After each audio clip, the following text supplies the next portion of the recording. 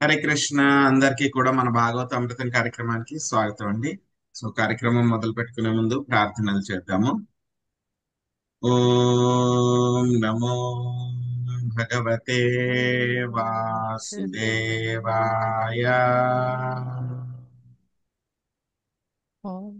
ఓం నమో భగవతే వాసుదేవాయ.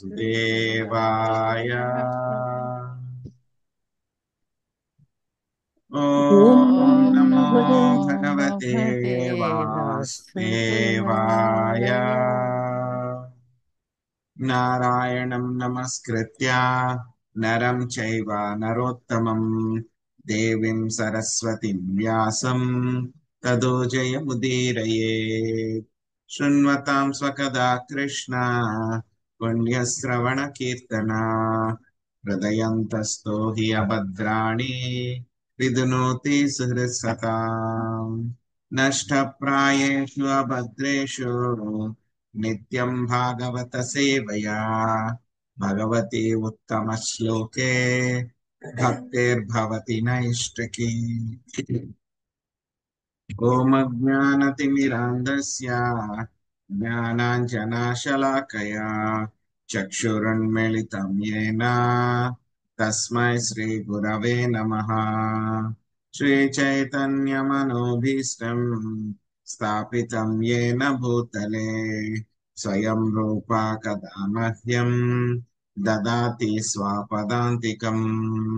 వందేహం శ్రీగురు శ్రీయుతాపదకమలం శ్రీగురున్ వైష్ణవాంశ శ్రీరూపం సాగ్రజాతం సహగణా రఘునాథాన్వితం తాం సజీవం సాద్వైతం సావధూతం పరిజనా సహితం కృష్ణ చైతన్య దేవం శ్రీరాధా కృష్ణ పాదాన్ సహగణా లలితా శ్రీ విశాఖాన్వితాంశ. హే కృష్ణ కరుణా సింధో దీనబంధో జగత్పతే గోపేశా గోపికా కాంత రాధా కాంత నమోస్తుతే. తప్త కాంచన గౌరాంగి రాధే వృందావనేశ్వరి వృషాభానుసుతే దేవి ప్రణమామి హరిప్రిये. వాంఛాకల్పతరుభ్యశ్చ కృపా సింధుభ్య ఏవ చ పతితానాం పావనేభ్యో వైష్ణవేభ్యో నమో నమః.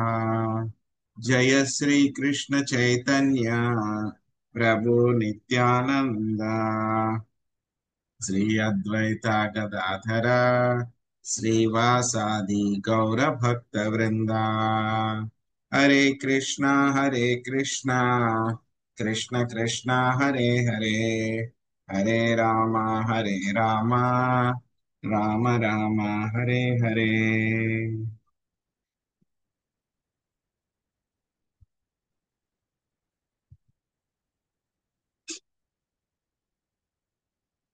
హరే కృష్ణ. ఈరోజు మనం శ్రీమద్ భాగవతము అష్టమ స్కందము 5వ అధ్యాయము 36వ శ్లోకం నుంచి నేర్చుకోవడానికి ప్రయత్నిద్దాము. సో మనము స్వామి యొక్క విశ్వరూపం గురించి మనము చర్చించుకుంటున్నాము. సో నిన్నటిదాకా మనము 35 మనసు వరకు కూడా మనం వెళ్ళాము. సో ఆ తర్వాత మనసు, అదేవిధంగా ఆయన యొక్క ఆ నోరు గురించి చర్చించుకున్నాం. ఇప్పుడు ఆయన కళ్ళు, అదేవిధంగా ప్రాణ వాయువు గురించి చర్చించుకోబోతున్నాము. యక్షురాసీతరణిరే నిర్దేవయానం త్రయీమయో బ్రహ్మణ యేషదిష్ట్యం ద్వారం చ ముక్తేరమృతం చ మృత్యుః ప్రసాదితం నా సమహావిభూతి.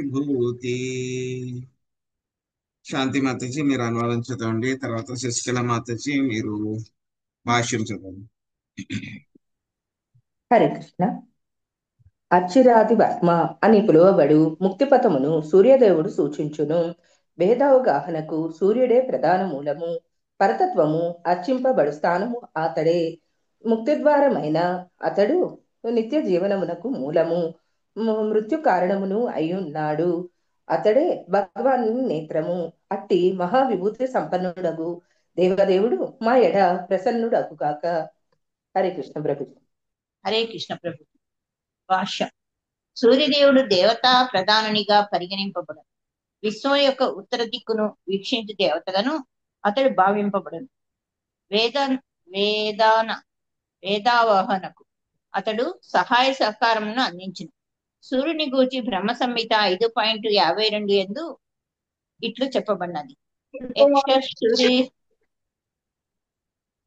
సురేష సవిత సకల గ్రహాణాం రాజా సమస్త సురమూర్తిరశేష తేజాః యస్యజ్ఞయా భ్రమతి సంవృత కాల చక్రో గోవిందం ఆది పురుషం తమహం భజామి. అనంత తేజోపూర్ణుడగు సూర్యుడు గ్రహరాజు, ఆత్మస్వరూపుడు అయి ఉన్నాడు. అతడు భగవాన్ని నేత్రం వంటివాడు. ఎవ్వని ఆజ్ఞ మేరకు అతడు కాలచక్రము అధిరోహించి ప్రయాణం చేయుచుండునో అట్టి ఆదిదేవుడకు గోవిందుని నేను భజించును. సూర్యుడు వాస్తవంగా భగవాన్ని నేత్రమే. భగవానుడు చూడనిదే ఎవ్వడను చూడలేడని వేదమంత్రంలో తెలుపబడినది. సూర్యకాంతి లేనిదే ఏ లోకమందలి జీవియు దేనిని చూడజాలదు. కనుకనే సూర్యుడు భగవన్ నేత్రముగా పరిగణింపబడినాడు. ఈ విషయమే ఇచ్చట యక్షస్సు రాశి అనియు బ్రహ్మ సంహిత ఎందు యక్షురేష సవిత అనియు ధ్రువపరపబడినది. సవిత అనగా సూర్యుడని భావం. హరే కృష్ణ ప్రభు. ధన్యవాదాలు. హరే కృష్ణ. సో ఇక్కడ ఆ విరాట రూపంలో స్వామి యొక్క విశ్వరూపంలో ఆయన యొక్క కళ్ళు ఏమిటి, సూర్యుడిని సూచిస్తూ ఉంటుంది అనమాట. సో అందుకే ఇక్కడ ఏం చెప్పారు, యక్షురాసీత్ అని చెప్పి మొదలు పెట్టారు. సో బ్రహ్మ సంహిత శ్లోకానికి కూడా ఇది సమానంగా ఉంటుంది మనకి. ఇంచుమించు యక్షురేష సవిత సకల గ్రహాణం అని చెప్పి ఆ యొక్క శ్లోకంలో ఏం చెప్పారు మనకి, సూర్యుడు గ్రహరాజు ఆత్మస్వరూపుడు అయి ఉన్నాడు. భగవాను నేత్రం వంటి వాడు. ఎవ్వని ఆజ్ఞ మేరకు అతడు కాలచక్రం అధిరోహించి ప్రయాణం చేయుచుండునో అట్టి దేవదేవుడగు గోవిందుని నేను భజింతును. సో ఇక సూర్యుడి గురించి ఇక్కడ చెప్పడం జరిగింది అనమాట. సో భగవంతుడి యొక్క నేత్రము. సో ఏదైనా మనం చూడాలి అని అంటే కనుక ఏమిటి, ముందుగా మనకి వెలుతురు ఉండాలి. వెలుతురు లేకపోతే కనుక మనం ఏది కూడా చూడలేము. అదే విధంగా సూర్యుడు లేకుండా మనం ఏది చూడలేము. కాబట్టి మొత్తం పూర్తిగా ఆయన మీద ఆధారపడుతున్నాం అన్నమాట. సో ఈ విధంగా ఆ యొక్క విశ్వరూపంలో యొక్క సూర్యుడు ఆ యొక్క విశ్వరూపానికి నేత్రం లాంటి వాడు అనమాట. ప్రాణాదభూద్యస్య చరాచరాణాం ప్రాణః సహో బలమోజశ్చ వాయుః అన్వాస్వసంరాజమివానుగావయం ప్రసీదతాం నాసా మహావిభూతిః. లక్ష్మీ శ్రీనివాసులు మాతాజీ అనువాదం చదవండి. హరే కృష్ణ ప్రభుజీ, దండవత్ ప్రణామాలు. స్థావర జంగము జీవులన్నీ తమ ప్రాణమును బలమును ఓజస్సును వాయువు నుండియే గ్రహించును. సామ్రాట్టును సేవకులు అనుసరించినట్లు మేము కూడా వాయువునే అనుసరింతుము. ఆ వాయువు భగవంతుని ప్రాణము నుండియే ఉత్పన్నమైనది. అట్టి దేవదేవుడు మాయడ ప్రసన్నుడగుగాక. హరే కృష్ణ ప్రభుజీ, ధన్యవాదాలు. హరే కృష్ణ. సో ఇక్కడ మొత్తం స్థావర జంగమములు అంటే కదిలేటువంటివి కదలనటువంటివి అన్నమాట. అన్ని కూడా మనం కూడా చెప్పుకున్నాం కదా, ప్రాణ అంటాం. ప్రాణ అంటే ప్రాణవాయువు అన్నమాట. సో మన యొక్క శరీరంలో కూడా ఏమిటి, ఒక ప్రాణవాయువులన్నీ కూడా చక్రాలు ఉంటాయన్నమాట. ప్రాణవాయువు సైకిల్స్ అన్ని కూడా ఉంటాయన్నమాట. సో కేవలం మనం గాలి పీల్చుకునేది బయటకు వదిలేవే కాకుండా లోపల శరీరం లోపల కూడా తిరగడానికి రకరకాల చక్రాలు ఉంటాయి వాయువులు. ప్రాణ, అపాన, ఉదాన, సమాన, వ్యాన ఇవన్నీ కూడా ఉంటాయి అన్నమాట. సో అందులో ఒకటి ఏమిటి, ఒక ప్రాణం అన్నమాట. సో మన యొక్క ఆత్మ అంతా కూడా ఎక్కడ, ఆ యొక్క ప్రాణవాయువు పైన తేలియాడుతూ ఉంటుంది అన్నమాట. ఆత్మ అనేటువంటిది హృదయం లోపల. సో అందుకే ప్రాణ అంటారు. ప్రాణం పోయింది అంటాం కదా మనం ఒక్కొక్కసారి. సో అదంతా ప్రాణ అంటే కనుక అది ప్రాణవాయువు అన్నమాట, దాన్ని సూచిస్తుంది అన్నమాట. సో అలాగే మనకి బలాన్ని ఓజస్సుని అంతా కూడా వాయువు దగ్గర నుంచే వస్తుంది. ఇంకా ఏమిటి, మన యొక్క శరీరంలో కూడా మన శరీరం అంతా కూడా చెప్తున్నా అదేమిటది, ఒక హైడ్రోన్యూమాటిక్ సిస్టమ్ అన్నమాట. అంటే పీడనంతో మన శరీరం అంతా కూడా పనిచేస్తూ ఉంటుంది అనమాట. సో ప్రెషర్ లేకపోతే కనుక ఏది కూడా పనిచేయదు కదా. సో ఇప్పుడు చూస్తాం మనం, మన ఇంట్లో ట్యాప్ ఓపెన్ చేస్తున్నాం అంటే కనుక అది పైనుంచి ప్రెషర్ ఉంది కాబట్టే మనకి ఏమవుతుంది, ఆ ట్యాప్ లోంచి మనకి నీళ్లు వస్తున్నాయి, కరెక్ట్ గా ప్రెషర్ తోటి వస్తున్నాయి అన్నమాట. సో అలాగే చూస్తే కనుక ఏమవుతుంది, రక్తము మొత్తం హృదయం నుంచి కాలికి కింద వరకు కూడా వెళ్తుంది, కిందకి కూడా వెళ్తుంది, ఒక్కొక్కసారి ఏంటి పైకి మెదడులో కూడా వెళ్తుంది. సో పైకి వెళ్ళాలంటే ఏం కావాలి, ప్రెషర్ కావాలి. ఆ ప్రెషర్ అంతా కూడా ఎక్కడి నుంచి వస్తుంది, ఈ యొక్క హైడ్రోన్యూమాటిక్, మన శరీరంలో కూడా ఒక వాయువు యొక్క సైకిల్స్ ఉంటాయి అన్నమాట. దాని వల్లనే యొక్క ప్రెషర్స్ అన్ని కూడా తయారు చేయబడతాయి. అవన్నీ కూడా మనకి ఏంటి, బలాన్ని ఇస్తాయి అన్నమాట. సో ఆ యొక్క వాయువునే మేము అనుసరిస్తాము. ఆ వాయువు కూడా ఎవరి దగ్గర నుంచి, భగవంతుడి యొక్క ప్రాణం నుంచి ఉత్పన్నమైంది అని చెప్పి ఆయన పూజిస్తూ ఉన్నారనమాట.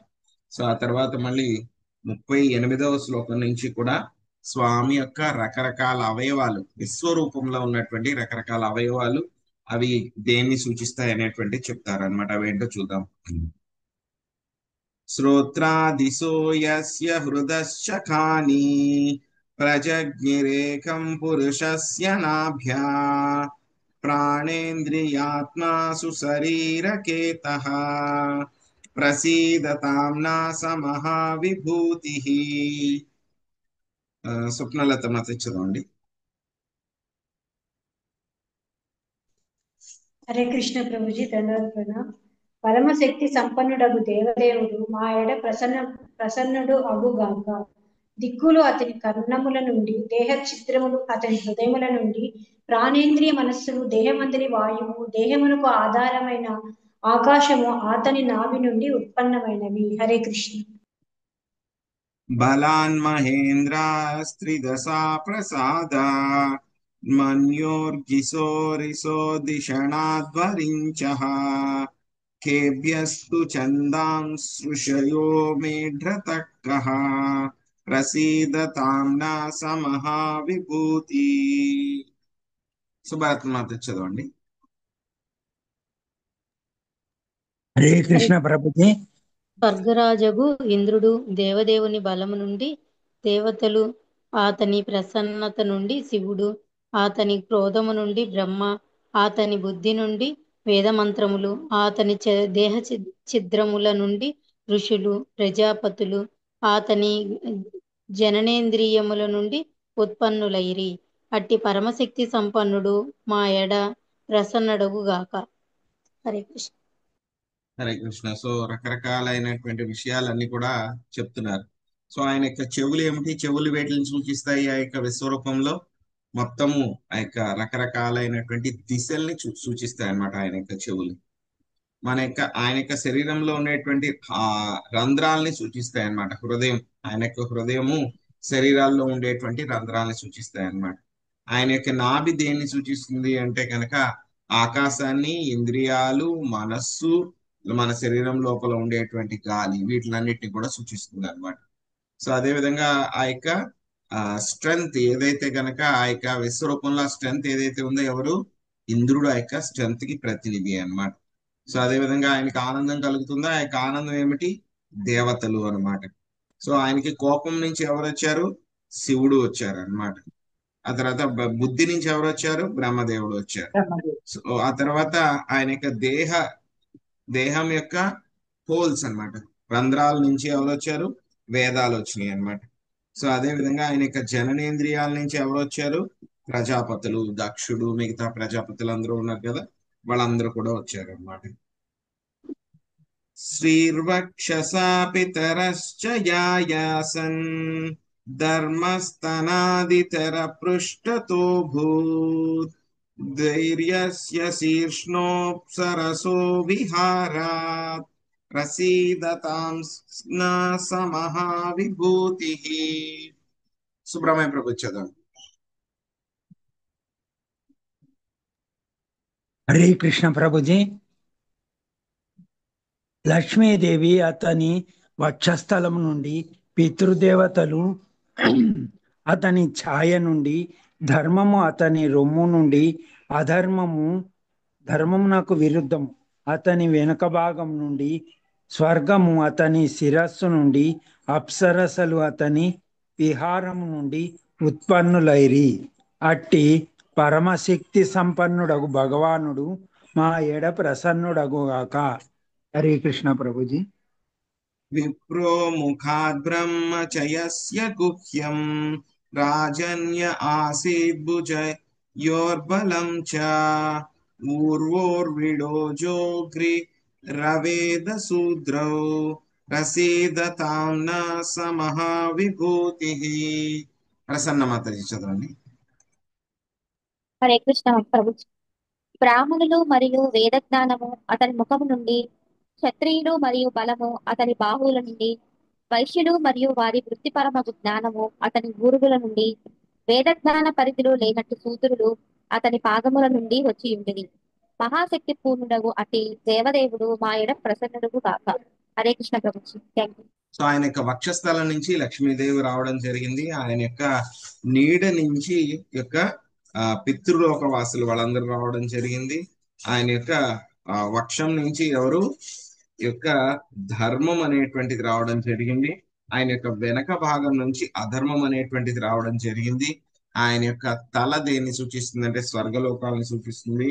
సో అప్సరసలు ఎక్కడి నుంచి వచ్చారు? ఆయన యొక్క విహారం నుంచి వచ్చారు అన్నమాట. సో ఆ తర్వాత మళ్ళీ చెప్తున్నారు ఆయన యొక్క ముఖం నుండి వేదాలు, అదే వేద జ్ఞానము, బ్రాహ్మణులు వాళ్ళిద్దరు కూడా వచ్చారు. సో ఆయన యొక్క బాహువుల నుంచి, బాహువుల నుంచి ఎవరు వచ్చారు? క్షత్రియులు మరియు బలము రెండు కూడా వచ్చినాయి, వాళ్ళ యొక్క బలము రెండు. సో ఆ తర్వాత ఆయన యొక్క ఊరుగుల నుండి ఎవరు వచ్చారు? ఆయన యొక్క తొడల నుంచి ఎవరు వచ్చారు? వైశ్యులు, అదే విధంగా వాళ్ళకు ఉన్నటువంటి వృత్తిపరమైనటువంటి జ్ఞానము. సో ఆయన యొక్క పాదాల నుంచి శూద్రులు, వేద పరిధిలో లేనటువంటి వాళ్ళనమాట. శూద్రులు ఆయన యొక్క పాదాల నుంచి వచ్చారని చెప్తున్నారు. లోభోదరాత్రాత్ ప్రీతి రుపర్య భూద్యుతి నస్త పసవ్య స్పర్శేన కామా భ్రువోర్యమ పక్ష్మ భవస్తు కాలః ప్రసీదతాం న సమహావిభూతి. భవాని మాత చదవండి. హరే కృష్ణ ప్రభుజీ. లోభము అతని క్రింది పెదవి నుండి, అనురాగము అతని పై పెదవి నుండి, దేహకాంతి అతని నాసిక నుండి, పాశవికమగు కామము అతని స్పర్శ నుండి, యమరాజు అతని కొనిబొమ్మల నుండి, కాలము అతని కొనురెప్పల నుండి ఉత్పన్నమగును. అట్టి భగవానుడు మా ఎడ ప్రసన్నుడగుగాక. హరే కృష్ణ. సో ఆయన యొక్క కింది పెదవి ఏం చేస్తుంది? దేన్ని సూచిస్తుంది? ఈ యొక్క లోభాన్ని, గ్రీడ్, లోభాన్ని సూచిస్తుంది. పై పెదవి అనురాగము, దేహకాంతి ఆయన యొక్క నాసిక నుంచి, అదే విధంగా కామము ఆయన యొక్క స్పర్శ నుంచి, యమరాజు ఆయన యొక్క కనుబొమ్మల నుంచి, కాలము కనురెప్పల నుంచి తయారవుతాయి అన్నమాట.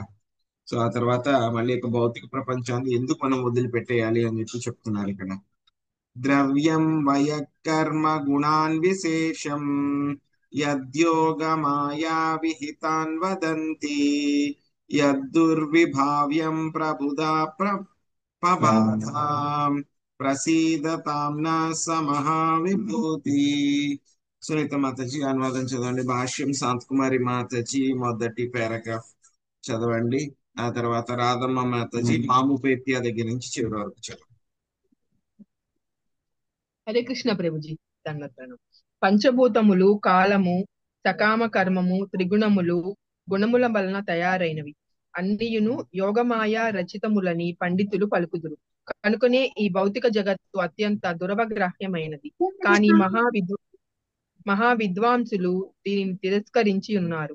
ఈ విధముగా సమస్తమును నియంత్రించడి భగవానుడు మా ఎడ ప్రసన్నుడగుగాక. హరే కృష్ణ ప్రభుజీ.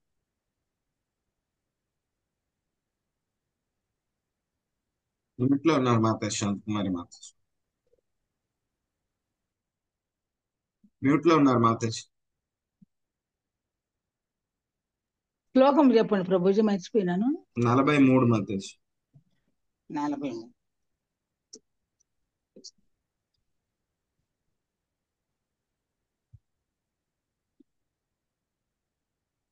భాష్యం. ఈ శ్లోకమునందు దుర్వాభాగ్యమను పదం అత్యంత ప్రధానమైనది.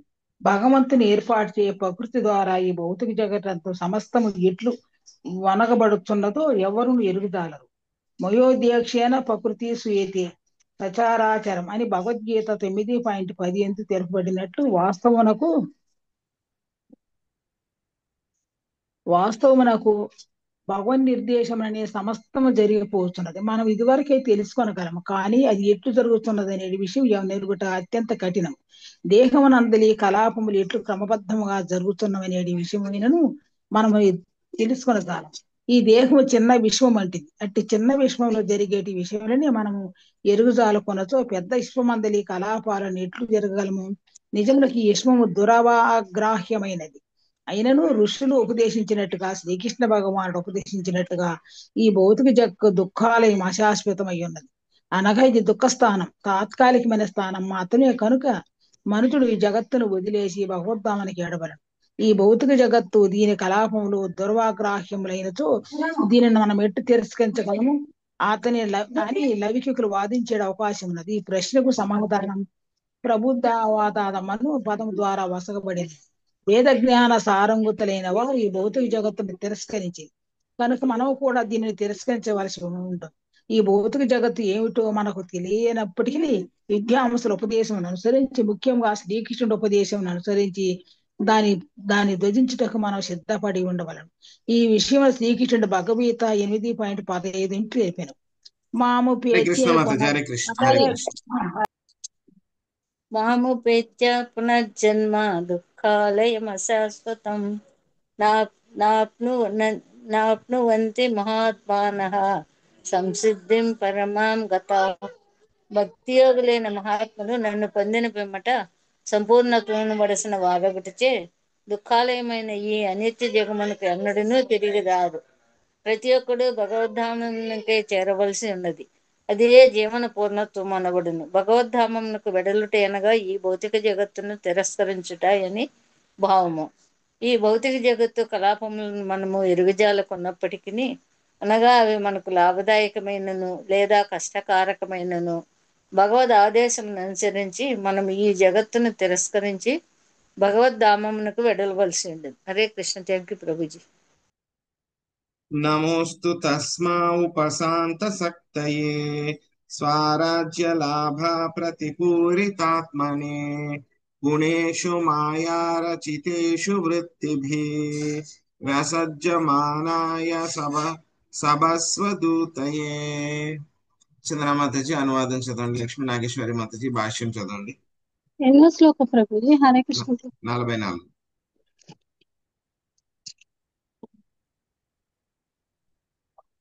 హరే కృష్ణ ప్రభుజీ. 44 మాతజీ. హరే కృష్ణ ప్రభుజీ. పరమ ప్రశాంతుడు, ప్రయత్నరహితుడు, స్వలాభ సంతుష్టుడు అయిన దేవదేవునికి వందనం. ఇంద్రియముల ద్వారా భౌతిక జగత్తు యొక్క కలాపములను అతడు అనురక్తుడు కాడు. నిజమునకు ఈ భౌతిక జగత్తు లీలలు కావించినప్పుడు అతడు వాయువు వంగి వర్తించును. హరే కృష్ణ. హరే కృష్ణ ప్రభు. ప్రకృతి కలాపములో నేపథ్యమున భగవానుడు ఉన్నాడనియు అతనిని మనము గాంచగలకున్నను ఆ దేవదేవుని నిర్దేశానుసారమే సమస్తము వడుగూడననియు మనము తెలుసుకొనవచ్చును. అతనిని చూడజాలకపోయినను మనము వందనము కావింపవలసి ఉన్నది. అతడు పరిపూర్ణుడని మనము తెలుసుకొనవలెను. ప్రతి కార్యము తన శక్తులచే పరాశక్తి విధమైన దైవ సూయతే క్రమబద్ధముగా జరిగిపోవును. కనుక అతడు చెయ్యవలసినదేదియును లేదు. నా తస్య కార్యం కరణం చ విద్యతే ఉపశాస్త్ర శక్తి అయి అను పదము ద్వారా ఇచ్చట సూచితమైనట్లుగా అతని వివిధ శక్తులు పనిచేయును. ఆ శక్తులను అతడు క్రియాశీలమునర్చినను అతడు ఏదియును చేయనవసరము లేదు. అతడు దేవదేవుడు కనుక దేనియందును అనరుక్తుడు కాడు. కనుక అట్టి భగవానునికి మనము వందనము కావింపవలెను. హరే కృష్ణ.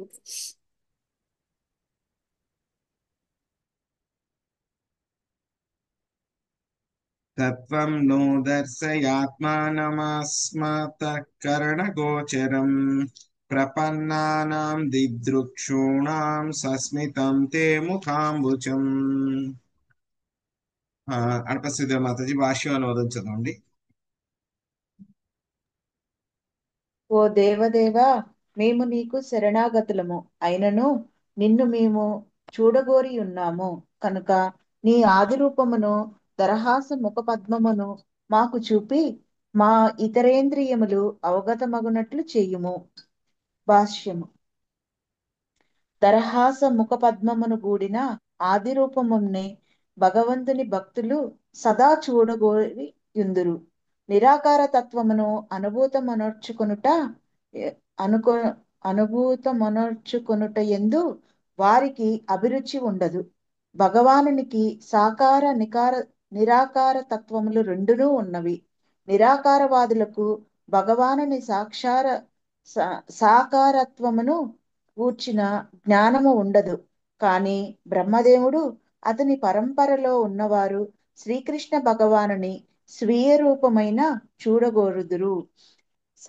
సాకారతత్వము లేనిదే దరహాసమన వదనమనడి ప్రశ్నయే ఉదయించదు. ఈ విషయమే ఇచ్చట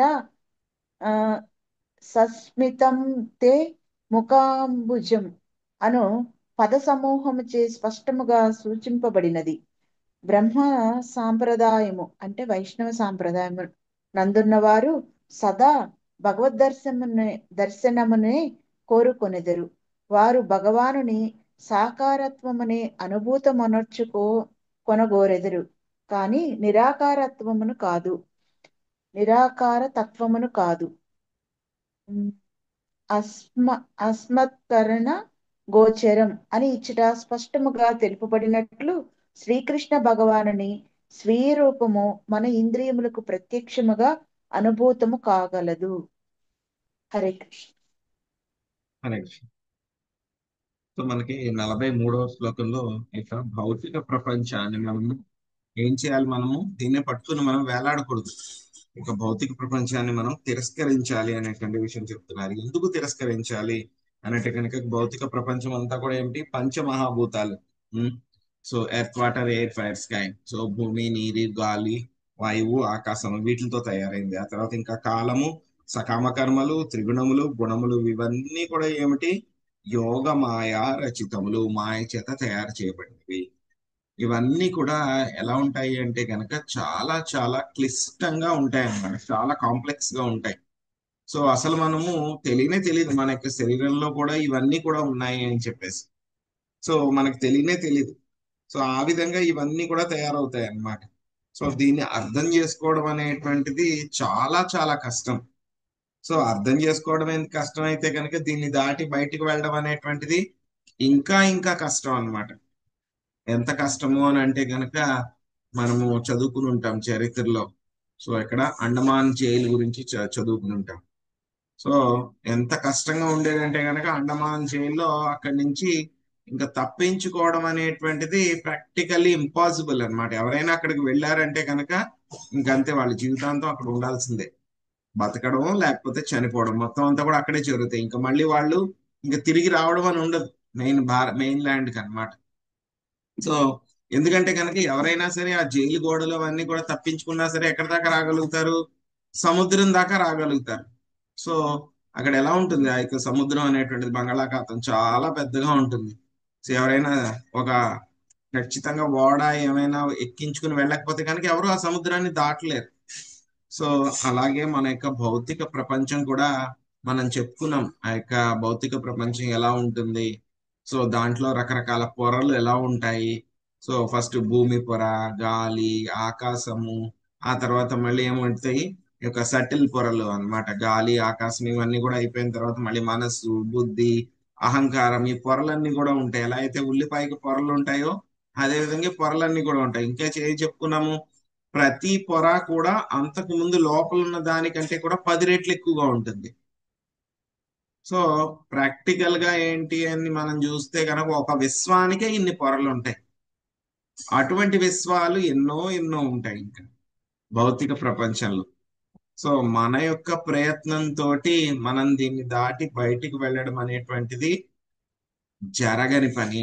జీవుడికి ఎవరికైనా సరే దీన్ని దాటుకుని మన సొంత ప్రయత్నం మీద దీన్ని దాటుకుని మనము ఆధ్యాత్మిక ప్రపంచానికి వెళ్దాము, అక్కడ ఏం కష్టాలు ఉండవు అని అనుకుంటే కనుక మన వల్ల కుదరదు అనమాట. ఇట్ ఇస్ ప్రాక్టికల్ గా నాట్ పాసిబుల్.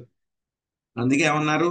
దుర్విభావ్యం అని చెప్పారు. అంటే చాలా కష్టం అర్థం చేసుకోవడం, దీన్ని దాటి వెళ్ళడం అనేటువంటిది చాలా కష్టం.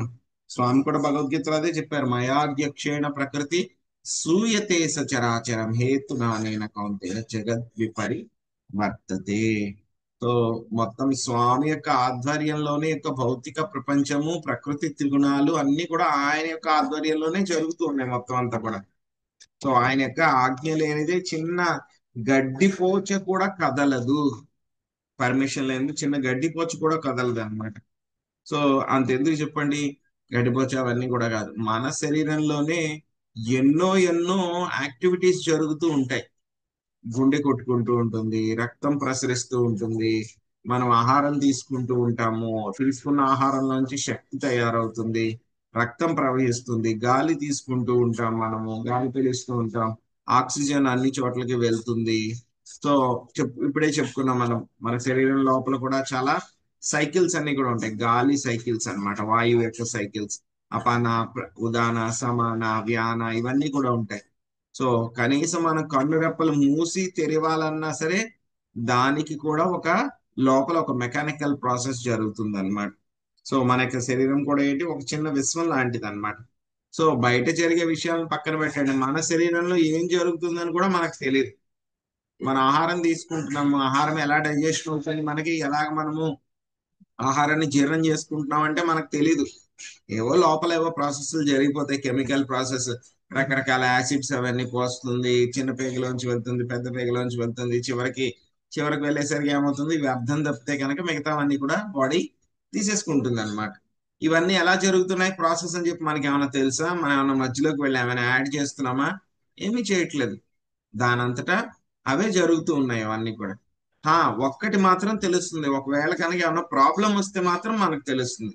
మనం తీసుకున్న ఆహారం డైజెషన్ అవ్వకపోయినా, సో మధ్యలో ఏమైనా తేడా వచ్చినా, గ్యాస్ ఎక్కువైపోయినా, అలాంటివి ఏమైనా ఉంటే మాత్రం మనకు తెలుస్తుంది. కానీ సక్రమంగా జరుగుతుందంటే కనుక ఎలాగా చర్య అంతా కూడా, జీర్ణ ప్రక్రియ అంతా ఎలా జరుగుతుంది చెప్పి మనకి ఏముండదు, మనకి రోల్ ఏమి ఉండదు దాంట్లో, ఆటోమేటిక్ గా అది జరిగిపోతూ ఉంటుంది అనమాట. సో అలాగే మన యొక్క శరీరం ఎలా అయితే కనుక చిన్న విశ్వం లాంటిదో, మన యొక్క శరీరం ఒక చిన్న విశ్వం లాంటిది, అలాగే విశ్వంలో కూడా ఎన్నో రకరకాల యాక్టివిటీస్ అన్ని కూడా జరుగుతూ ఉంటాయి.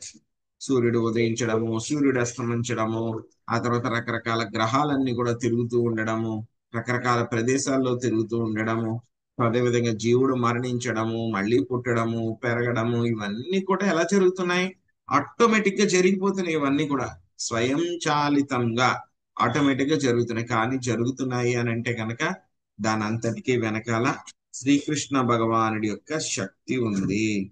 దానివల్ల ఇప్పుడే చెప్పుకున్నాం కదా మనం, యచక్షురేష సహిత సకల గ్రహాణ.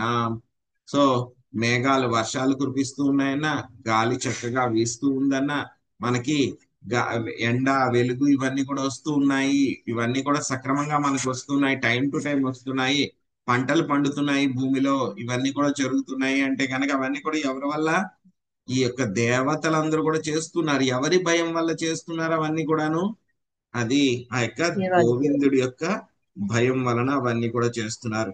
సో కాబట్టి ఇక్కడ మనం చేయగలిగింది కూడా ఏమీ లేదు. కానీ కర్మలు మాత్రం మనం, నాకు అది కావాలి ఇది కావాలి అని చెప్పి మనము కోరుకుంటాము, దాని ప్రకారం కర్మలు చేస్తాం, కాబట్టి దాని యొక్క ఫలితాలను కూడా మనమే అనుభవించాలి. అందుకే స్వామి ఏం చెప్పారు, వెంటనే భగవద్గీతలోనే మనకి 8వ అధ్యాయం 15వ శ్లోకంలో చెప్పారనమాట, మాముపేత్య పునర్జన్మ దుఃఖాలయమ శాశ్వతం నాప్నువంతి మహాత్మానం సంసిద్ధిం పరమాంగత. ఇక భౌతిక ప్రపంచాన్ని ఏమని చెప్తున్నారు ఆయన, ఇది 2 రకాల లక్షణాలు ఉంటాయి, ఒకటి దుఃఖాలయము, రెండవది అశాశ్వతము. సో కాబట్టి ఎవరైతే కనుక మహాత్ములు స్వామిని ఎవరైతే కనుక పొందుతారో వాళ్ళు మళ్ళీ దుఃఖాలయము, అనిత్యమైనటువంటి భౌతిక ప్రపంచానికి తిరిగి రారనమాట. సో కాబట్టి బుద్ధిమంతులు ఎవరైతే ఉంటారో, తెలివైన వాళ్ళు ఎవరైతే ఉంటారో, వాళ్ళు దేనికోసం ప్రయత్నిస్తారు, శాశ్వతమైనటువంటి విషయాల కోసం ప్రయత్నిస్తారు. సో ఒక చిన్న ఫోన్ కొనుక్కోవడానికి మనం ఎంత ఆలోచిస్తామండి, ఎన్ని రకాలుగా మనం, అది బాగుంటుందా, ఇది బాగుంటుందా, అంత డబ్బులు పెట్టాలి, ఇంత డబ్బులు పెట్టాలా, పని చేస్తుందా లేదా, గ్యారంటీ ఉందా, దీనికి వారంటీ ఉందా, లేకపోతే దానికి కూడా ఇన్సూరెన్స్ తీసుకుందామా లేదా, ఎన్ని రకాలుగా ఆలోచిస్తాం. ఒక చిన్న ఫోన్ కొనుక్కోవడానికి చాలా ఆలోచిస్తాం. సో కానీ మన యొక్క జీవితం అంతా కూడా భౌతిక ప్రపంచంలో టెంపరీగా ఒట్టుమిట్టాడుతున్నాం అనేటువంటి విషయం మర్చిపోతున్నాం. ఎప్పుడైతే గనక మనం మన యొక్క స్థితి ఏమిటి అని చెప్పి తెలుసుకోగలిగితే గనక మనము భగవంతుడి దగ్గరికి వెళ్ళడానికి మొదటి అడుగు వేస్తాం అన్నమాట. సో అందుకే ఇక్కడ ఏం చెప్తున్నారు మనకు, ఈ భౌతిక ప్రపంచం అనేటువంటి ఒక మాయ నుంచి మనం బయటపడాలి అని చెప్పి చెప్తున్నారు. ఆ తర్వాత మళ్ళీ 46వ శ్లోకంలో మనకైతే కనుక యొక్క భౌతిక ప్రపంచం పట్ల చాలా ఆసక్తి ఉంటుంది. మన యొక్క శరీరాల పట్ల, మనకి ఇల్లు పట్ల, అన్నిటి పట్ల కూడా చాలా ఆసక్తి ఉంటుంది మనకి. కానీ ఆ యొక్క శ్రీకృష్ణ భగవానుడు సో ఆయనకు ఉన్నటువంటి 6 రకాలైనటువంటి ముఖ్య లక్షణాల్లో ఒక చివరి లక్షణం ఏమిటి? ఆయనకి వైరాగ్యము. ఆయన మొత్తం అందరికీ కూడా అన్నింటికి కూడా యజమాని అయినా సరే ఆయన దేనికి కూడా ఆయన బంధాన్ని కలిగి ఉండడు అనమాట. అందుకే అదే చెప్తున్నారు ఇక్కడ, పరమ ప్రశాంతుడు, ప్రయత్న రహితుడు, స్వలాభ సంతుష్టుడు. పరమ ప్రశాంతుడు, చాలా ప్రశాంతంగా ఉంటాడు ఆయన. తర్వాత ప్రయత్న రహితుడు, ఆయన ఏదైనా కావాలి అని అనుకుంటే కనుక ఆయన వెళ్ళి సొంతంగా చేసుకోవాల్సిన అవసరం లేదు. కేవలం మనసులో ఇలా జరగాలి అని సంకల్పం తీసుకుంటే చాలు, ఆ పని జరిగిపోతుంది. ఎందుకంటే కనుక ఆయనకి చాలా రకరకాలైనటువంటి శక్తులు ఉన్నాయి. పరాశ్య శక్తి వివిధైవ శ్రూయతే. ఆ శక్తులన్నీ కూడా చాలా అద్భుతంగా పనిచేస్తూ ఉన్నాయన్నమాట అవన్నీ కూడా. సో ఆయనకి ఏమైనా కావాలి అని అనుకుంటే కనుక కనీసం నోరు తెరిచి కూడా చెప్పక్కర్లేదు, సంకల్పం మనసులో అనుకుంటే చాలు, అది జరిగిపోతుంది అంతే. అలా రాజుగారు ఉన్నారు అనుకోండి, ఆయనకి ఏమైనా కావాలంటే కనుక ఆయన చేసుకోవాలా, ఆకలిస్తుందంటే కనుక ఆయన వంట చేసుకోవాలా, ఎక్కడికైనా వెళ్ళాలి అని అంటే కనుక కారు గుర్రాన్ని రెడీ చేయాలి అంటే కనుక ఆయనే రెడీ చేసుకుంటారా? ఆయన గుర్రాన్ని ఆయన కడుక్కుంటాడా? ఆ గుర్రానికి దాణా కూడా ఆయనే పెడతాడా? ఏం పెట్టాడు అవన్నీ కూడా. సో ఆయనకి పని చేసి పెట్టే వాళ్ళు ఎంతో మంది సేవకులు ఉంటారు. అదేవిధంగా శ్రీకృష్ణ భగవానుడు దేవాది దేవుడు. సో ఆయన కూడా సేవ చేసేటువంటి వాళ్ళు చాలా చాలా మంది ఉంటారన్నమాట. సో ఇన్ని రకాలుగా ఎంత అద్భుతంగా ఇక భౌతిక ప్రపంచం అంతా కూడా పని చేస్తూ ఉన్నా సరే ఆయన దీని పట్ల ఆయనకి ఎటువంటి ఆసక్తి కూడా ఉండదు. సో ఆ విషయాన్ని మనకి చెప్తున్నారు. ఆ తర్వాత మళ్ళీ మనకి 45వ శ్లోకంలో బ్రహ్మదేవుడు ఆయన యొక్క కోరికను వ్యక్తం చేస్తున్నారు అన్నమాట. సో ఓ భగవంతుడా, దేవుడా, శ్రీకృష్ణ భగవానుడా, దేవాది దేవుడా, సో మేమందరం కూడా మీకు శరణాగతులము, నీ యొక్క పాద పద్మాల యొక్క ఆశ్రయాన్ని తీసుకున్నటువంటి వాళ్ళము. సో ఇప్పుడు మేము మిమ్మల్ని చూడాలి అని అనుకుంటున్నాము. సో కాబట్టి మీ యొక్క ఆది రూపము, అదే విధంగా దరహాస పద్మాన్ని మాకు చూపించి మా యొక్క ఇంద్రియేతములకు అవగతమవునట్లు. ఎందుకంటే కనుక మనకున్నటువంటి ఇంద్రియాలు భౌతిక పరమైనటువంటి ఇంద్రియాలు. ఈ ఇంద్రియాలతోటి మనము శ్రీకృష్ణ భగవానుణ్ణి చూడలేము. కానీ ఏంటంటే కనుక ఒక అద్భుతమైనటువంటి విషయం ఏమిటి, ఆయనకి కనుక మనం భక్తితో సేవ చేస్తూ ఉంటే కనుక ఏమవుతుంది, ఆ యొక్క ఇంద్రియాలకి అతీతమైనటువంటి ఆ యొక్క శ్రీకృష్ణ భగవానుడిని మనము దర్శించుకోగలుగుతాము. ఆయన్ని మనము దర్శించుకోగలుగుతున్నాము. సో అందుకే ఆయన ఏం చెప్తున్నారు ఇక్కడ, బ్రహ్మదేవుడు మీ యొక్క దరహాస పద్మాన్ని మాకు చూపించి, అదే విధంగా మీరు చూపించడమే కాదు, మీరు మాకు అవగతం అవ్వకూడదు అని అనుకుంటే కనుక మాకు అర్థం అవదు. సో మిమ్మల్ని చూడగలిగే శక్తిని కూడా మాకు ఇవ్వండి. కేవలం మా ముందుకి రావడమే కాదు, మిమ్మల్ని చూడగలిగే శక్తి కూడా మాకు ఇవ్వండి. ఎందుకంటే కనుక మీరు ఆ శక్తి ఇవ్వకపోతే కనుక మేము చూడలేము అని చెప్పేసి చెప్తున్నారు. ఇక్కడ ఏంటంటే కనుక దరహాస ముఖము అని వచ్చింది కాబట్టి ప్రభుపాదుల వారు వెంటనే మాయావాదుల దగ్గరికి వెళ్ళిపోతారు. సో ఎలాగైనా ఎక్కడైనా సరే స్వామి యొక్క రూపం గురించి అద్భుతమైనటువంటి వర్ణన ఉంటుందో అక్కడ వెంటనే ప్రభుపాద్ గారు యొక్క మాయావాదుల దగ్గరికి వెళ్తారనమాట. సో వాళ్ళు నిరాకారవాదం ఏదైతే ఉందో దాన్ని తప్పు అని చెప్పి ఆయన పదే పదే ఏం చేస్తూ ఉంటారు, ప్రూవ్ చేస్తూ ఉంటారు. సో అదే ఈ శ్లోకంలో కూడా చెప్తున్నారు, ఇక దరహాస పద్మాన్ని మాకు చూపించండి అని చెప్పేసి బ్రహ్మదేవుడు కోరుతున్నారు, దరహాస పద్మాన్ని చూపించండి అని చెప్పేసి. సో అంటే ఏమిటి, ఆయనకి నవ్వుతూ ఉన్నటువంటి ముఖం ఉంది అంటే కనుక ఆయనకి రూపం ఉన్నట్టే కదా.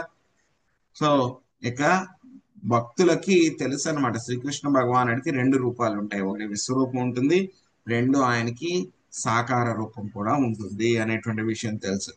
కానీ ఎవరైతే నిరాకారవాదులు ఉంటారో వాళ్ళు ఒకటే తెలుసు అన్నమాట, సో ఆయనకి నిరాకారమైనటువంటి రూపం మాత్రమే, సో ఆయనకి సాకారమైనటువంటి రూపం కూడా ఉంటుంది, నిరాకార రూపం కూడా ఉంది అని చెప్పి భక్తులకి మాత్రమే తెలుస్తుంది అనమాట. నిరాకారవాదులు ఏమనుకుంటారు, ఆయనకి సాకార రూపం ఉంది అంటే కనుక ఆయనకి లేదు అని అనుకుంటారు. వాళ్ళకి దాని గురించి ఎటువంటి ఇన్ఫర్మేషన్ కూడా వాళ్ళ దగ్గర ఉండదన్నమాట. సో ఆ తర్వాత మళ్ళీ 46వ శ్లోకంలో సో మీరు రకరకాలైనటువంటి అవతారాలు మీరు తీసుకుంటారు అనేటువంటి విషయం మనకి చెప్తారన్నమాట. యదా యదా హి ధర్మస్య ఆ శ్లోకానికి సమానంగా వస్తుంది అనమాట. తైస్తై స్వేచ్ఛా భూతైరూపై కాలే కాలే స్వయం విభో కర్మ దుర్విషహం యన్నో భగవాన్స్తత్కరోతిహ. శాంతి మాతజీ అనువాదం చదవండి, అనువాదం భాషించండి. హరే కృష్ణ. ఓ దేవా భగవంత, ఇచ్ఛానుసారము నీవు ప్రతి యుగమునందులు వివిధ అవతారములను దాల్చుచు మాకు అసాధ్యమగు అసాధారణ కర్మలను అద్భుతముగా వనరించుచుందువు. కృష్ణ కృపామూర్తి శ్రీల ప్రభుపాదుల వారి భాష్యం. ప్రభుపాదికి జై. భగవద్గీత 4వ అధ్యాయం 7వ శ్లోకమయందు శ్రీకృష్ణ భగవానుడు ఇట్లు పలికెను. యదా యదా హి ధర్మస్య గ్లానిర్భవతి భారత అభ్యుత్థానమధర్మస్య తదాత్మానం సృజామ్యహం. ఓ భరతవంశీయుడా, ఎప్పుడెప్పుడు ఎచ్చటెచ్చట ధర్మమునకు హాని కలుగును మరియు అధర్మము వృద్ధి నొందును ఆ సమయమున నేను అవతరింతును. కనుక భగవానుడు తన ఇచ్ఛానుసారము మత్స్యము, కూర్మము, వరాహము, నృసింహుడు, వామనుడు, పరశురాముడు, రామచంద్రుడు, బలరాముడు, బుద్ధుడు వంటి పలు అవతారముల్లో అర్జించుట యథార్థమే గాని ఎంత మాత్రము కల్పనము కాదు. భగవంతుని అసంఖ్యాక రూపములలో ఏదో ఒక దాన్ని దర్శించవలననియే భక్తుడు ఎల్లప్పుడూ ఉత్సాహంతో ఉందరు. సముద్రము నందలి అలలను లెక్క పెట్టజాలనట్లు భగవద్ రూపములను ఎవడును ఎన్నజాలడని చెప్పబడినది. కాని దీని భావము అందరూ భగవద్ రూపులే, ప్రతి ఒక్కడు భగవద్ అవతారమే అని కాదు. భగవద్ అవతారములను శాస్త్ర వర్ణనను బట్టి అంగీకరింపవలసి ఉండును. బ్రహ్మదేవుడు భగవద్ అవతారమును లేదా సర్వావతారములకు ఆది మూలము నువ్వు చూడగోరెనే గాని ఎవడో కపట రూపుని కాదు. అవతారము యొక్క కర్మలే దాని ఉనికికి నిదర్శనములై ఉండును. శాస్త్రవర్ణితములైన అవతారములు పరమాద్భుతముగా వర్తించును. కేశవద్రీత మీన శరీర జయ జగదీశ హరే అనగా కేవలము తన ఇచ్ఛానుసారమే భగవంతుడు ప్రకటమై అంతర్ధానము చెందుచుండును. కేవలము సుకృతివంతులకు భక్తులే అతనిని ముఖాముఖి గాంచగలరు. Thank you Prabhuji. Hare Krishna. So ఇక్కడ ఏం చెప్తున్నారు, సో భగవంతుడు ఆయన రకరకాలైనటువంటి అవతారాల్లో ఆయన రూపాల్లో ఆయన వస్తూ ఉంటారు, అవతారాలు తీసుకుని వస్తూ ఉంటారు. సో ఆయన ప్రతి యుగంలో కూడా వస్తూ ఉంటారు, అదేవిధంగా ప్రతి మన్వంతరంలో కూడా ఆయన వస్తూ ఉంటారు అన్నమాట. సో ఎప్పుడెప్పుడైతే గనక భగవద్గీతలో చెప్పబడినట్లు ధర్మానికి హాని కలుగుతుందో, అధర్మం వృద్ధి చెందుతుందో ఆయన ఏం చెప్పారు, నేను ఆ సమయంలో అవతరిస్తాను అని చెప్పేసి స్వామి మనకి చెప్పారనమాట. అందుకే ఆయన ఏం చేస్తూ ఉంటారో ఒక్కొక్కసారి ఒక్కొక్క విధంగా రకరకాలైనటువంటి రూపాలు తీసుకుని ఆయన వస్తూ ఉంటారు. సో మత్స్య, కూర్మ, వరాహ, నరసింహ, వామన, పరశురామ, రామ, బలరామ, బుద్ధ ఇటువంటి అవతారాలన్నీ కూడా వస్తూ ఉంటారు. ఆయన అవన్నీ కూడా ఏమిటి, ఏదో ఇమాజినేషన్ ఏం కాదు, కాల్పనికమైనటువంటి విషయాలు కాదు, అవన్నీ కూడా పరమ సత్యాలే అవన్నీ కూడా. సో ఆయనకు అవతారాలు ఎన్ని ఉన్నాయి అంటే కనుక మామూలుగా ఎవరినైనా సరే విష్ణు యొక్క అవతారాలు ఎన్ని ఉన్నాయి అంటే కనుక 10 అవతారాలు అని చెప్పి చిన్నపిల్లలు అడిగినా చెప్తారు. కానీ మనకి శ్రీమద్ భాగవతం చదివితే తెలుస్తుంది అనమాట. ఏం తెలుస్తుంది మనకి, ఆయన యొక్క అవతారాలు ఎన్నో రకాలు ఉన్నాయి, ఎన్నో రకాలైనటువంటి అవతారాల్లో ఆయన రూపాలు తీసుకుని వస్తూ ఉంటారు. సో ప్రతి అవతారంలో కూడా ఆయన ఏదో ఒక అద్భుతమైనటువంటి కార్యము, అంటే మానవాతీతమైనటువంటి కార్యాన్ని ఆయన చేస్తూ ఉంటారు. వేరే మానవ మాతృలు ఎవరు కూడా చేయలేరు, కానీ అటువంటి అద్భుత కర్మల్ని ఆయన చేస్తూ ఉంటారు. సో మనం చూసే ఎప్పుడైతే కనుక ఆయన రామచంద్ర ప్రభు కింద వచ్చారో ఏం చేశారు, ఆయన హిందూ మహాసముద్రాన్ని నియంత్రించి ఆయన ఒక వారధిని కట్టారు. సో భారత భూమి దగ్గర నుంచి శ్రీలంకకి ఆయన ఒక వారధిని కట్టారు. సముద్రంలో ఆ విధంగా తేలేటువంటి ఒక వారధిని కట్టడం, మన వాళ్ళు కడుతున్నారు సముద్రంలో బ్రిడ్జిలు, కానీ ఏం చేస్తున్నారు, సముద్రం చివరికి కింద దాకా వెళ్ళి అక్కడి నుంచి పిల్లర్ వేసి కడుతున్నారు బ్రిడ్జ్. చాలా బ్రిడ్జిలు కట్టారండి. కానీ ఈ యొక్క వానరులు నిర్మించినటువంటి ఆ యొక్క వారధి ఏదైతే ఉందో అది ఎలాగా ఆ యొక్క రాళ్ళన్నీ కూడా తేలుతూ ఉండేవన్నమాట గురుత్వాకర్షణకి. ఏం చేసేవాళ్ళు వానరులందరూ కూడాను ఆ యొక్క రాయి మీద శ్రీరామ అని చెప్పేసి రాసి నీళ్ళల్లో వేసేవారు. వెంటనే అది ఏదో బాల్ లాగా తేలిపోతూ ఉండేది, దూది పింజలాగా. బెలూన్స్ మనం నీళ్ళల్లో వేస్తే ఏమవుతుంది, తేలుతూ ఉంటాయి కదా రబ్బర్ అన్నీ కూడా. సో అలాగే అవన్నీ కూడా తేలుతూ ఉన్నాయి, అంతంత బరువు ఉన్నటువంటి రాళ్ళు కూడా. సో ఆ విధంగా ఆయన ఏం చేశారు, ఒక పెద్ద బ్రిడ్జ్ నిర్మించి లంకా నగరానికి వెళ్ళారనమాట. సో అలాగే ఆయన వచ్చినప్పుడు అంతా కూడా ఎంతో ఎంతో అద్భుతాలు చేస్తూ ఉంటారనమాట ఆయన. సో చెప్పలేమన్నమాట అవన్నీ కూడా. ఎలా అయితే కనుక సముద్రం యొక్క అలల్ని ఎలాగైతే కనుక మనకు లెక్క పెట్టలేమో, అన్ని రకాలైనటువంటి అవతారాలు ఆయన తీసుకుని వస్తూ ఉంటారు. అన్ని రకాలైనటువంటి రకరకాల లీలల్ని కూడా ఆయన చేస్తూ ఉంటారన్నమాట. సో కాబట్టి ఇక్కడ బ్రహ్మదేవుడు ఆయన అలాగని చెప్పేసి ఆయన అన్ని రూపాలు తీసుకుంటారు కదా అని చెప్పేసి ప్రతి జీవుడు కూడా భగవంతుడు అయిపోరు. మాయావాది సన్యాసులు అయితే కనుక ఒకళ్ళనొకళ్ళు నారాయణ నారాయణ అని సంబోధించుకుంటారండి. ఏదో సన్యాసం తీసుకుంటేనే మేము నారాయణకు సమానం అయిపోయాం అని చెప్పి వాళ్ళు భావించుకుంటూ ఉంటారు. సో అటువంటి కపట వ్యక్తులని చూడాలి అని అనుకోవటం లేదు బ్రహ్మదేవుడు. కేవలము ఆయన భగవంతుడి యొక్క దివ్య రూపాన్ని మాత్రమే ఆయన చూడాలి అని అనుకుంటున్నారన్నమాట. సో తర్వాత మళ్ళీ 47 నుంచి 7వ శ్లోకాల వరకు కూడాను సో విష్ణువుని పూజిస్తే కనుక దానికి విశేషం ఏమిటి, గొప్పతనం ఏమిటి అనేటువంటి విషయాలు మనకి చెప్తున్నారనమాట. క్లేశ భూర్యల్పసారాణి కర్మాణి విఫలాని వా దేహినాం విషయార్థానాం నథైవార్పితం త్వయి. రాజేశ్వరి మాతాజీ మీరు అనువాదం చదవండి, చందన మాతాజీ మీరు భాష్యం చదవండి. హరే కృష్ణ ప్రభు దండోత్ ప్రణామాలు. విషయ అనురక్తులు ఇంద్రియ భోగార్థము సంపత్తులను కూడబెట్టగోరుదురు. కానీ దాని కొరకు వారు కఠిన పరిశ్రమ చేయవలసి ఉండును. వారు ఆ రీతి కష్టపడినను ఫలితము సంతృప్తికరముగా ఉండదు. నిజమునకు ఒక్కొక్కప్పుడు వారు చేసేది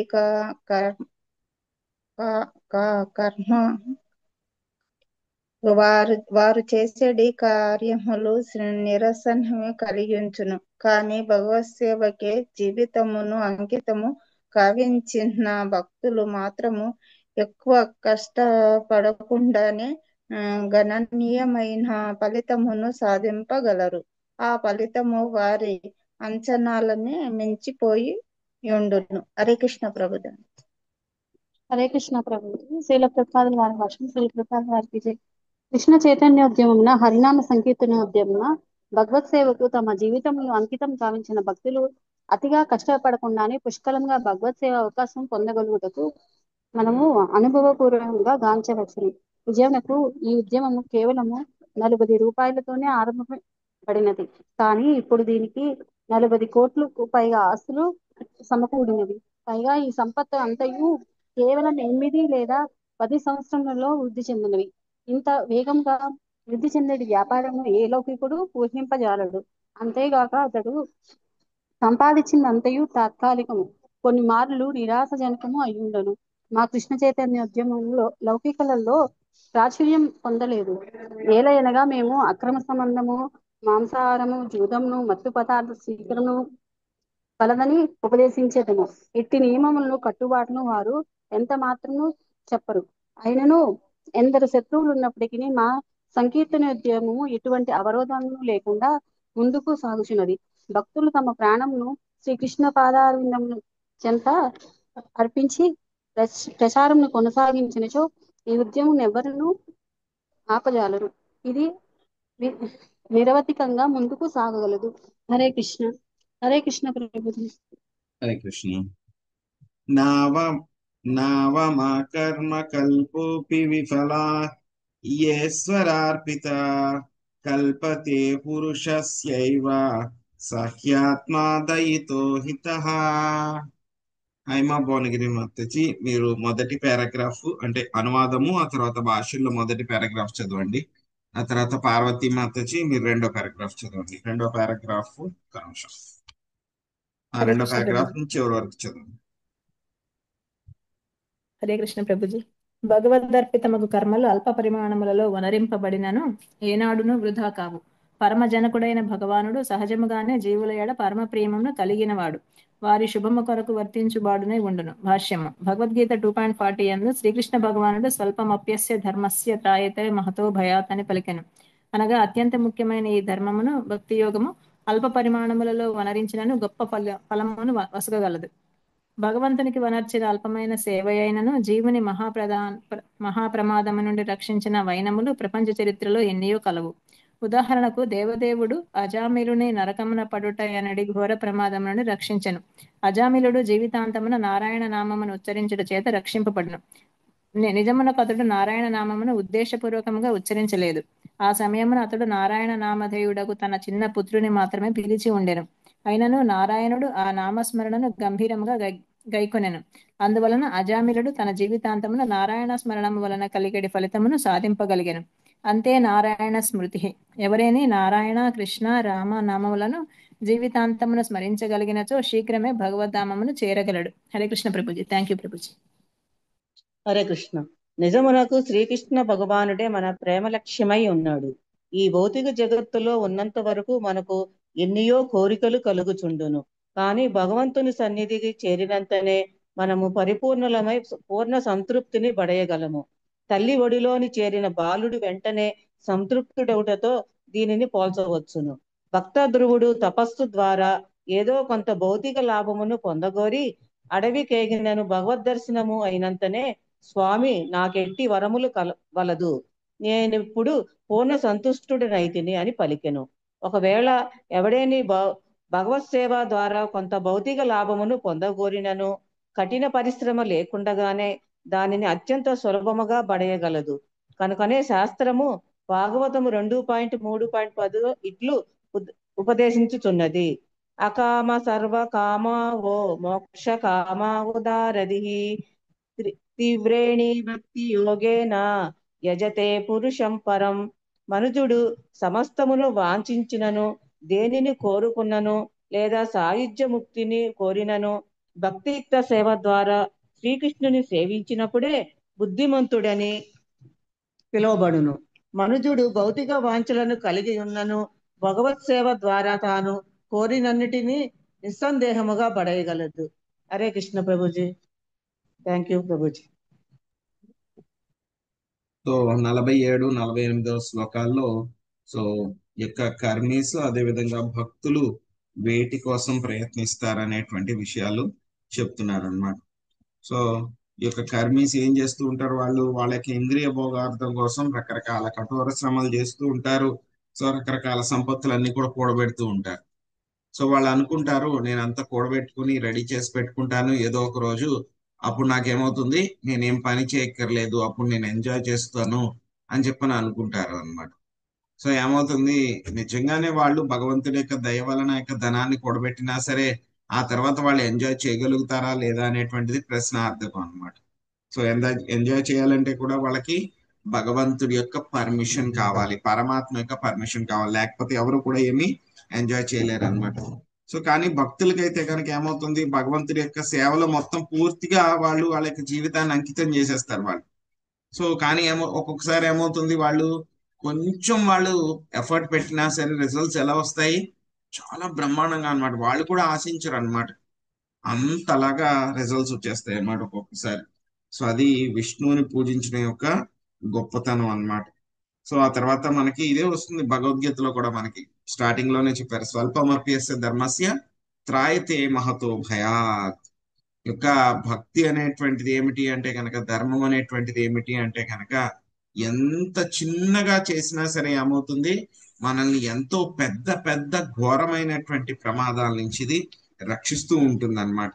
సో అజామిలుడిని కూడా అదే విధంగా ఏమైంది, భగవంతుని యొక్క నామం రక్షించింది, అజామిలుడిని కూడా అదే విధంగా రక్షించింది. సో అలాగే ఎవరైతే కనుక యొక్క నామస్మరణని చాలా సీరియస్ గా తీసుకుని చేస్తూ ఉంటారో వాళ్ళు ఖచ్చితంగా భగవంతుడి చేత రక్షింపబడతారు అని చెప్పేసి చెప్తున్నారు. సో శ్రీమద్ భాగవతంలోనే చెప్తారు మనకి రెండవ అధ్యాయంలో రెండవ స్కందము 3వ అధ్యాయం 10వ శ్లోకంలో కామ సర్వ కామవ మోక్షకామి ఉదారది తీవ్రేణ భక్తి యోగేన యజిత పురుషం పరం. మీకు కోరికలు తీరాలనుకున్నా, కోరికలు మీకు వద్దు అని అనుకున్నా, మోక్షం కావాలి అని అనుకున్నా ఏం చేయాలి? అందరూ కూడాను యొక్క భక్తి యోగాన్ని చాలా సీరియస్ గా తీవ్రంగా చేయాలన్నమాట. సో ఆ తర్వాత ఇంకేం చెప్తున్నారు అనేటువంటిది రేపు కంటిన్యూ చేద్దాము. హరే కృష్ణ.